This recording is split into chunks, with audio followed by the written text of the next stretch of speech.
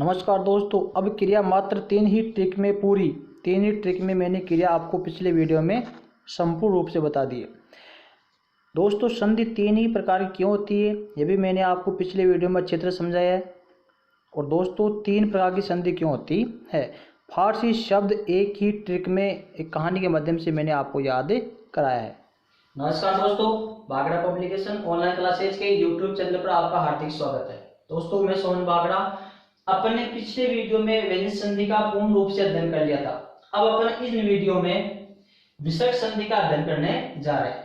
तो दोस्तों, विसर्ग संधि की परिभाषा है जब विसर्ग का किसी स्वर या व्यंजन के साथ मेल होने पर जो विकार उत्पन्न होता है वह विसर्ग संधि होती है। दोस्तों, विसर्ग संधि में प्लस से पहले विसर्ग होगा, अनिवार्य रूप से प्लस से पहले विसर्ग ही होगा, और प्लस के बाद में स्वर भी हो सकता है या फिर व्यंजन भी हो सकता है। प्लस के बाद में स्वर या फिर व्यंजन, बस ये दो ही कंडीशन बन सकती है। तो दोस्तों, विसर्ग संधि में केवल विसर्ग के स्थान पर ही परिवर्तन होता है अधिकतर नियमों में।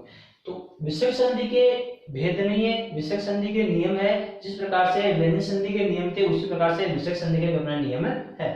तो दोस्तों, पहला नियम है अपना कि प्लस से पहले विसर्ग, प्लस के बाद में च छ श हो, च छ या फिर स हो तो विसर्ग के स्थान पर तालव्य स हो जाता है। कौन सा शब्द होता है? तालव्य स हो जाता है। दूसरा नियम है कि प्लस से पहले विसर्ग हो, प्लस के बाद में त थ श हो, बस केवल 3 ये त थ स, तो विसर्ग के स्थान पर दंते स हो जाता है। अगला नियम है कि प्लस से पहले विसर्ग हो, प्लस के बाद में क ख ट ठ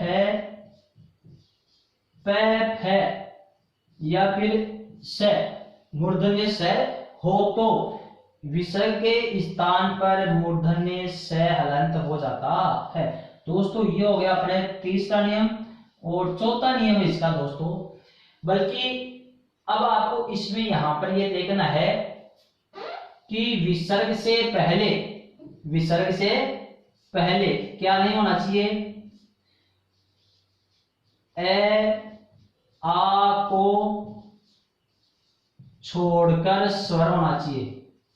ए आ को छोड़कर स्वर, विसर्ग से पहले ए आ को छोड़कर स्वर होना चाहिए, मतलब ए आ नहीं होना चाहिए। अब ये कंडीशन उन पहले में और दूसरे नियम में लागू नहीं है, केवल तीसरे में और चौथे नियम में लागू इस प्रकार से है। इसका कारण मैं बताता हूं।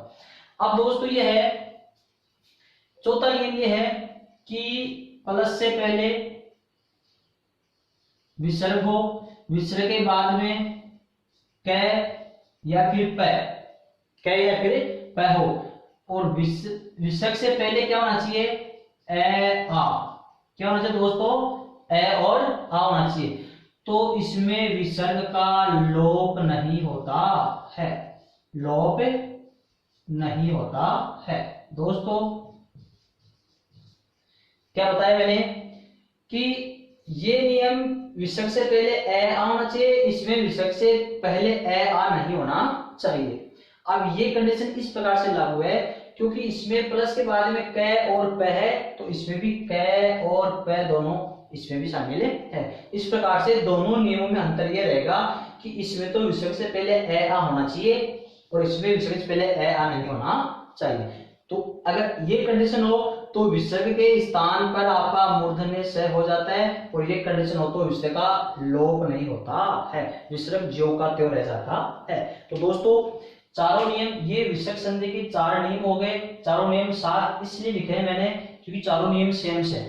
देखो दोबारा दोस्तों, प्लस से पहले विसर्ग, विसर्ग से पहले चाहे कोई सा भी स्वर हो, कुछ नहीं देखना अपन को, प्लस के बाद में च छ स, तीनों में कोई सा एक हो तो विसर्ग के स्थान पर ये तालव्य स बन जाता है। अगर प्लस से पहले विसर्ग हो, प्लस के बाद में त थ स हो तो विसर्ग के स्थान पर दंते स हो जाता है। इन दोनों नियमों में विसर्ग से पहले चाहे कोई सा भी स्वर हो, कुछ भी नहीं देखना है। तीसरा नियम है कि विसर्ग से पहले ए आ को छोड़कर कोई स्वर हो, बाद में क ख ट ठ प फ और श हो तो विसर्ग के स्थान पर मूर्धन्य स हो जाता है। अगला नियम ये है कि विसर्ग से पहले क्या होना चाहिए, ए आ, इसमें ए आ नहीं होना चाहिए। प्लस के बाद में कै और प होना चाहिए, तो कै और प इसमें भी है, कै और प इसमें भी है, इसलिए प्लस के बाद में दोनों नियम मिल गए, दोनों में अंतर रहेगा आपका विसर्ग से पहले। इसमें ए आ होगा, इसमें ए आ नहीं होगा। अगर ये कंडीशन हो तो विसर्ग के स्थान पर ये से हो जाएगा, और अगर ये कंडीशन हो तो विसर्ग का लोप नहीं होता है। अब दोस्तों मैं पढ़ते ही उदाहरण समझा रहा हूँ। अब अपन लेते हैं पहले नियम के उदाहरण। प्लस के बाद में छ हो तो विसर्ग के स्थान पर कौन सा स होता है। जैसे अपन ले लिया हरि है प्लस चंद्र,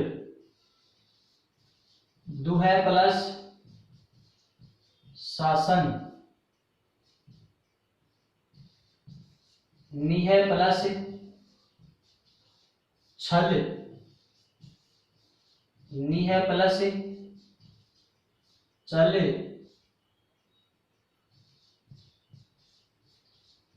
हरि है प्लस सेते, मन है ये सब प्लस शरीर, ये सब प्लस शरीर। अब दोस्तों ये है दु है प्लस चिंत, दु है प्लस चिंत, और ये हो जाएगा आपका नी है प्लस चिंत। दोस्तों अपने सामने परिभाषा ये है कि प्लस से पहले विसर्ग हो, प्लस के बाद में छ हो तो विसर्ग के स्थान पर तालव्य स हो जाता है। तो दोस्तों विसर्ग प्लस से पहले विसर्ग है, प्लस के बाद में तीन के अलावा चौथा नहीं है। तो अपन को केवल विसर्ग के स्थान पर ही परिवर्तन करना है, तालव्य स करना है। तो ये विसर्ग हट जाएगा, उसके स्थान पर आपका ये स बन जाएगा। तो ये हो जाएगा आपका हरिश्चंद्र, हरिश्चंद्र। दुआ प्लस शासन का क्या हो जाएगा दोस्तों, दुशासन। निय प्लस छल का क्या हो जाएगा, निश्चल, और निय प्लस चल का हो जाएगा निश्चल। इसमें हो जाएगा विसर्ग के स्थान पर वो से हो जाएगा, तो ये हो जाएगा हरिष्यते। फिर दोस्तों इसमें विसर्ग के बाद में से आ गया, तो विसर्ग के स्थान पर आपको यह करना है, आधा स करना है, यश शरीर। अब दोस्तों आपको अटपटा लग रहा है शब्द ये, क्योंकि इसमें विसर्ग से पहले भी स है, प्लस के बाद में भी स है, तो दो स तो है, इसमें अपन ने विसर्ग के स्थान पर आधा स और कर दिया है। तो ये हो गया यश शरीर, कीर्तिमान शरीर। ये हो जाएगा आपका विसर्ग के स्थान पर स हो गया, च की मात्रा इसके लग जाएगी, ये हो गया आपका दुश्चिंत, और ये हो जाएगा आपका निश्चिंत। दोस्तों इसमें तो केवल विसर्ग के स्थान पर ये इस स का निर्माण करना है। ये तो हो गया आपका पहला नियम के उदाहरण। अब दोस्तों दूसरा नियम है कि इसमें विसर्ग के बाद में क्या होना चाहिए, तय थ स, तय थ और स होना चाहिए। तो विसर्ग के स्थान पर दंते स हो जाता है। जैसे नमः प्लस ते, विह प्लस तार, निह प्लस तारण, निह प्लस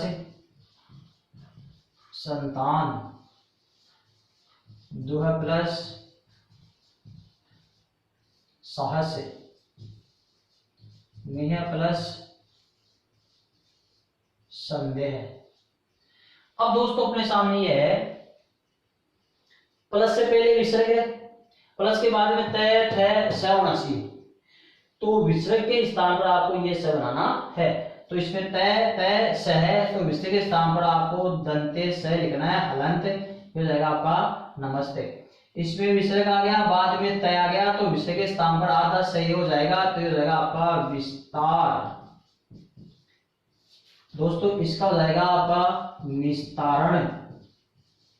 इसमें हो जाएगा आपका दोस्तों देखो विसर्ग के बाद में से आ गया, तो इस विसर्ग के स्थान पर भी आपका आधा से ये हो जाएगा, ये हो गया आपका निसंतान। क्या है दोस्तों, निसंतान। इसको अपन ऐसे भी लिख सकते हैं और विसर्ग को विसर्ग की तरह भी लिख सकते हैं, निसंतान। अपन इसको ऐसे भी लिख सकते हैं, ये भी सही है और ये भी सही है। इसको दोनों रूपों में लिखा जा सकता है। विसर्ग के बाद में स आ गया तो विसर्ग के स्थान पर भी आपका ये स हो जाएगा और ये बन जाता है अपना दुस्साहस। ये हो जाएगा आपका निस्संदेह, निस्संदेह। दोस्तों इस तरह से अपना दूसरा नियम होता है कि प्लस से पहले विसर्ग हो, बाद में तय थ स हो, तो विसर्ग के स्थान पर आपका दंत्य स बन जाता है। ये हो गया आपका दूसरा नियम। अब है दोस्तों अपने तीसरा नियम और चौथा नियम। इन दोनों में अंतर मैंने आपको बता दिया। अब इनमें आपको विसर्ग से पहले देखना है। विसर्ग से पहले क्या होना चाहिए, ए आ नहीं होना चाहिए, ए आ के अलावा स्वर होना चाहिए। अब जैसे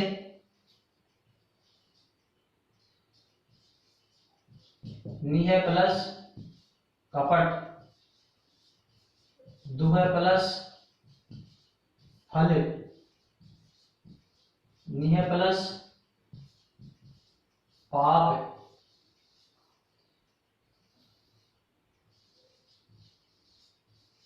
दनुह प्लस खंड, दनुह प्लस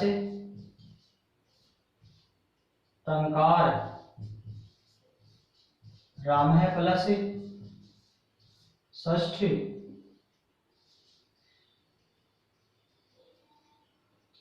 फिर है दोस्तों निह प्लस काम, निह प्लस काम। तो दोस्तों देखो विसर्ग से पहले आपको देखना है ए आ को छोड़कर स्वर, तो ए आ नहीं होना चाहिए। ये आ गया आपका राम प्लस षष्ठ, राम प्लस षष्ठ, इसमें आपका ए आ गया। क्या गया दोस्तों, ए, बल्कि ये रह जाएगा आपका अपवाद स्वरूप। क्या रह जाएगा, अपवाद स्वरूप। वैसे ये संस्कृत का उदाहरण है राम प्लस षष्ठ, राम षष्ठ, बल्कि ये हो जाएगा आपका अपवाद स्वरूप। तो इसमें ई उ और ई। तो दोस्तों इसमें ए आ को छोड़कर स्वर होना चाहिए और बाद में क ख ठ ठ प और स होना चाहिए। तो विसर्ग के स्थान पर आपका स बन जाएगा। ये हो गया निष्कपट, ये हो जाएगा आपका दुष्फल, ये हो जाएगा आपका निष्पाप। इसको अपन कहे विसर्ग के बाद में ख आ गया तो ये हो जाएगा से और हो गया इधर से धनुष खंड, धनुष के टुकड़े। ये हो जाएगा धनुष टंकार, धनुष टंकार। ये इसमें ए आ गया, ए आपको छोड़कर स्वर नहीं है बल्कि ये बनेगा आपका रामस षष्ठ। ये हो जाएगा आपका निष्काम। ये अपवाद स्वरूप है, बल्कि इसमें अगर आपसे संधि पूछ ले तो विसर्ग संधि का चाहे अपवाद हो चाहे नियम में हो, अगर संधि पूछी जाती है तो उसमें सब में विसर्ग संधि बतानी होती है। अपवाद है क्योंकि इसमें संधि पूछे तो आपको विसर्ग संधि ही बतानी है। ये हो गए दोस्तों आपके तीसरे नियम के उदाहरण। अब चौथा नियम क्या है, तीसरे नियम और चौथा नियम दोनों मिलते जुलते ही हैं, बल्कि इसमें तो विसर्ग से पहले, इसमें तो विसर्ग से पहले ए आ नहीं होना चाहिए, इसमें ए आ होना चाहिए। जैसे पय प्लस पान, वय प्लस क्रम, मन प्लस कामना, मन प्लस कामना, अंत प्लस पूर्व, प्रातः प्लस काल, प्रातः प्लस काल। तो दोस्तों अब अपने प्लस से पहले विसर्ग है, प्लस के बाद में प और क है, तो क और प इसमें भी है, क और प आपका इसमें भी है। अब आपको पता कैसे लगेगा कि तीसरे नियम का उदाहरण है, चौथे नियम के उदाहरण है। ये आपको देखना है, विसर्ग से पहले ए आ को छोड़कर है तब तो इसका है, और विसर्ग से पहले ए आ है तब आपके चौथे नियम के उदाहरण है। तो इसमें विसर्ग से पहले ए है, क्या है दोस्तों, ए, तो आपके चौथे नियम का उदाहरण है। चौथे नियम में परिवर्तन क्या होता है कि प्लस विसर्ग से पहले ए आ हो, विसर्ग से पहले ए है, प्लस के बाद में क या प हो तो प्लस के बाद में क या प है। तो विसर्ग का लोप नहीं होता है, जो के त्यों रह जाते हैं। ये ऐसे रहेगा पे पान वे क्रम मनः कामना अंतः पूर्व, और ये हो जाएगा आपका प्रातः काल। दोस्तों ये जो शिरोरेखा है वो पूर्ण रूप से यहाँ तक नहीं रहेगी, जहां अगर किसी शब्द के बीच में विसर्ग आ जाता है तो वहां पर शिरोरेखा में अंतराल छोड़ना जरूरी है। तो ये इस तरह से लिखे जाएंगे। दोस्तों अपने एक ये शब्द शुद्धि में शब्द आता है मनः कामना, अपन उसको बोलते हैं मनोकामना। क्या बोलते हैं दोस्तों? मनोकामना। तो आज के बाद ध्यान रखना कि मनोकामना शब्द अपने हिंदी में होता ही नहीं है। मनोकामना शब्द क्या है? अशुद्ध है। क्या है? अशुद्ध है। मनोकामना शब्द आज तक हिंदी में होता नहीं है, बल्कि ये तो रीति रिवाज परंपरा चलने बोलने की ये गलत है। शब्द होता है मनः कामना, शुद्ध शब्द होता है मनः कामना। अब इसमें ओ मनोकामना, इसमें विसर्ग के स्थान पर ओ चेंज हो गया, तो विसर्ग के स्थान पर इसमें तो ओ किसी में है ही नहीं, किसी में भी नहीं है। कि प्लस के बाद जब क हो तो इसमें भी क है, इसमें भी क है, तो इसमें स बनेगा, इसमें विसर्ग का लोप नहीं होता है, ये ओ बन जाता है, ये अशुद्ध शब्द है। इसी तरह से एक अपना पहला जो नियम था कि विसर्ग के बाद में च छ स हो, जैसे मनः प्लस चिकित्सक, मनः प्लस चिकित्सक, मनः प्लस चिकित्सक होता है। विसर्ग के बाद में च आ गया तो विसर्ग के स्थान में क्या बनना चाहिए? स। तो ये दोस्तों बनेगा आपका मनस चिकित्सक बनेगा।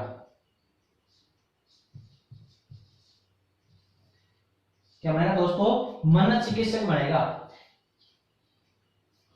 जबकि आपने लिखा क्या होता है इसको? मनः प्लस चिकित्सक, अपन लिखते क्या है? मनोचिकित्सक। क्या लिखते हैं दोस्तों? मनोचिकित्सक लिखते हैं, जबकि ये शब्द भी अशुद्ध है। मनोचिकित्सक शब्द अपने हिंदी में होता नहीं है, वो शुद्ध शब्द है मनस चिकित्सक। तो दोस्तों ये उदाहरण है आपका पहले वाले नियम का। मनः प्लस चिकित्सक च आ गया तो विसर्ग के स्थान पर आपका स हो जाता है। ये शब्द शुद्धि के आधार पर ये सही है, मनोचिकित्सक गलत है। मनः कामना इस नियम के आधार पर सही है, मनोकामना शब्द गलत है। तो दोस्तों इन दोनों शब्दों का भी आप ध्यान रखना। ये हो गया आपका चौथा नियम। क्योंकि चौथे नियम में कुछ अपवाद है। चौथे नियम में क्या है? अपवाद। जैसे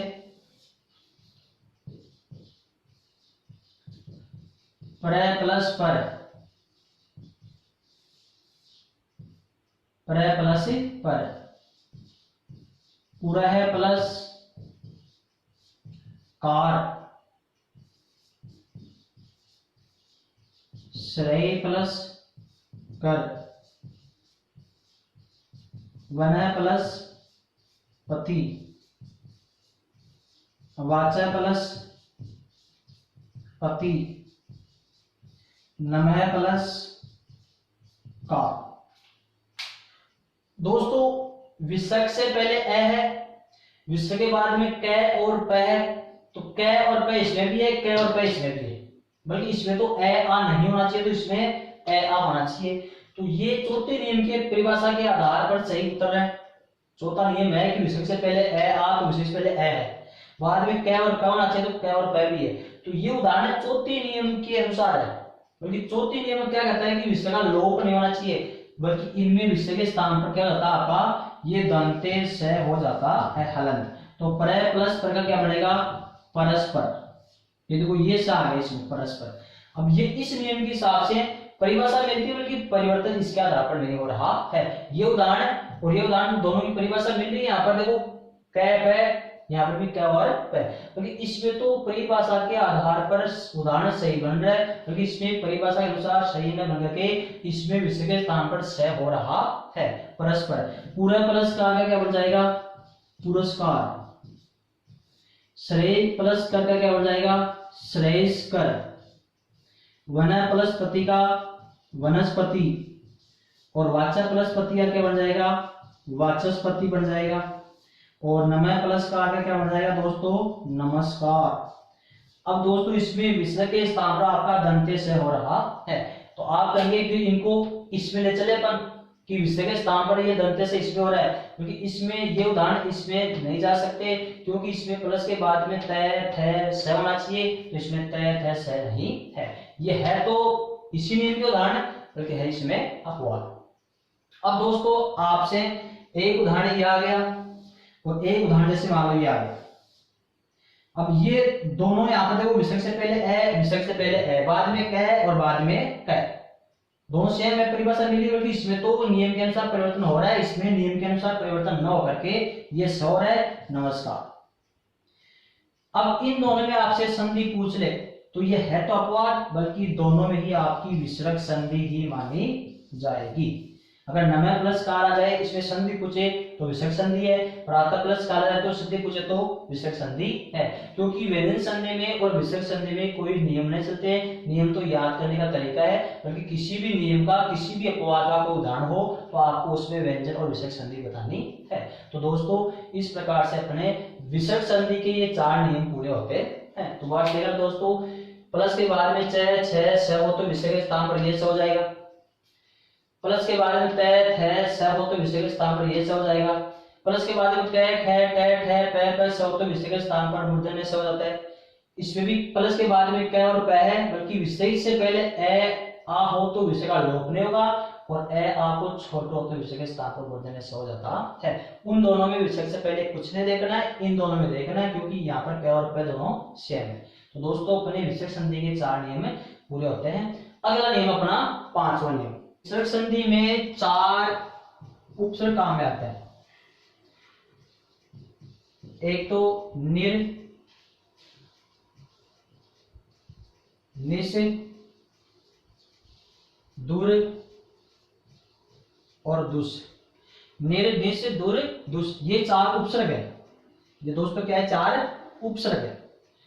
तो ये उपसर्ग है अपने यहां पर। अब इनका उपसर्ग में रूप तो चलता है निर, निस, दूर, दुस में, और इनका इन दोनों का संधि में रूप चलता है, संधि में रूप चलता है, इन दोनों का निह में चलता है, और इन दोनों का चलता है दोस्तों दुहन। ये विशेष रूप से ध्यान रखना, ये अपने 4 उपसर्ग है, निर, निस, दूर, दुस। इनका रूप चलेगा, उपसर्ग तो है ऐसे, तो उपसर्ग में रूप चलता है निर्निस, दुर्दुस के रूप में, और इन्हीं का संधि में रूप चलता है निर और निस का चलेगा निह में, दुर और दुस का चलेगा दुह में। दोनों के लिए उदाहरण सेम ही होंगे। जैसे मैं लिख रहा हूं यहां पर निर्जन, दुरासा, निष्काम,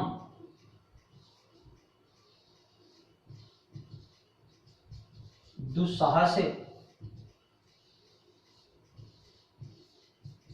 दुशासन,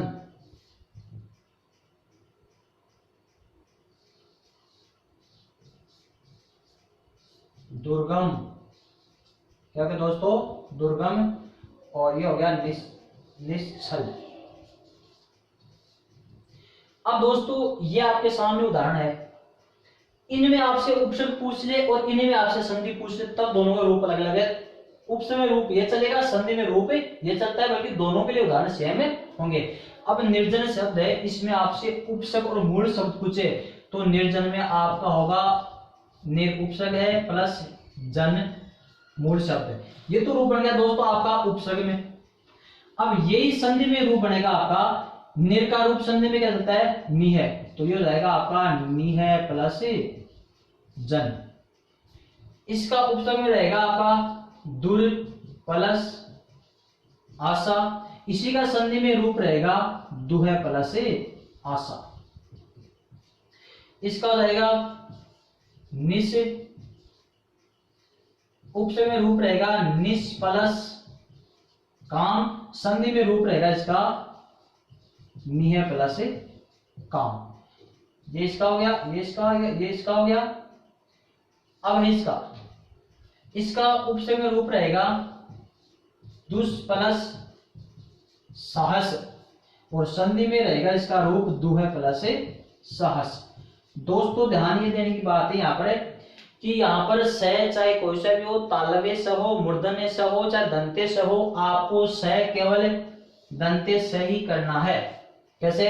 जैसे निष्काम में यहाँ पर मूर्धन्य स है, बल्कि उपस करते इसमें आपको दंते स ही करना है। इसमें आपका देखो तालव्य स है, बल्कि इसमें उपस निकालते समय आपको दूसरे दंते दूसरी करना है, दुस प्लस शासन, क्योंकि जो तालव्य और मूर्धन्य स है वो उपसर्ग में आते नहीं है। तो शब्द में चाहे कोई सा भी स हो, आपको स केवल दंते ही करना है।